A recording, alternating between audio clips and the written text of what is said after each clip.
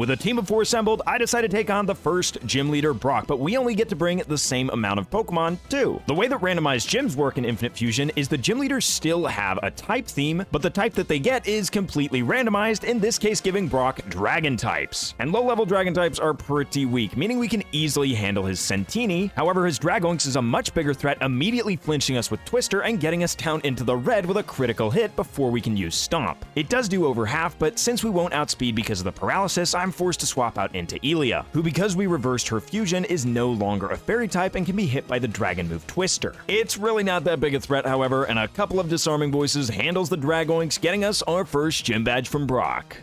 Prepares us for the second gym fight with Misty, who ironically has bug types. Being possibly the weakest type in the game, Charleaf has no trouble taking out her Oddco, sending in her final Pokemon Yonmander, which actually poses a threat with Dragon Rage. Yonmander outspeeds us and can dish out 40 HP of damage every turn, so I'm forced to swap into Gyarados, who unfortunately doesn't have over 80 HP, so we can't take a second hit. However, it being a fully evolved Gyarados, we're just faster and can finish it off for the Thrash, granting us the gym badge. She does have Dragon Rage to easily deal with ghost types, but it doesn't help when you're facing a fairy type. We're perfectly countered by this thing's typing, and now we're also on an 8-turn clock due to burn. The only move I can hit this thing with is Thunder Wave, which in hindsight I think is a huge mistake. The only way we win this fight is if it runs out of PP, and Paralysis is gonna make that take longer. How do we even effectively PP stall with a burn? Well, we've got Milk Drink to recover back half of our health. The only issue being Milk Drink only has 10 PP, meaning we definitely don't have unlimited time to execute this strategy. Once Clefgrigus runs out of Nightshade, it shows me Hex, which is perfect since Hex only has 10 PP. I then also have a sudden realization. Wait a second, I've got Scrappy. Body Slam can actually hit Clefgrigus, but the dream is quickly crushed since I immediately receive Mummy, making me no longer able to hit ghost types with normal type moves. Once Clef is out of Hexes, we've got to deal with Will-O-Wisp, which has 15 PP, a little bit more, and we're starting to run out of Milk Drinks. And with no Thunder Wave or Body Slam PP left, I gotta go for Dragon Rage. Then after the burn, with only 11 health remaining, I use my final Milk Drink to get back to 54 HP. With nothing but Dragon Rage left, my fate rests in the hands of the RNG gods.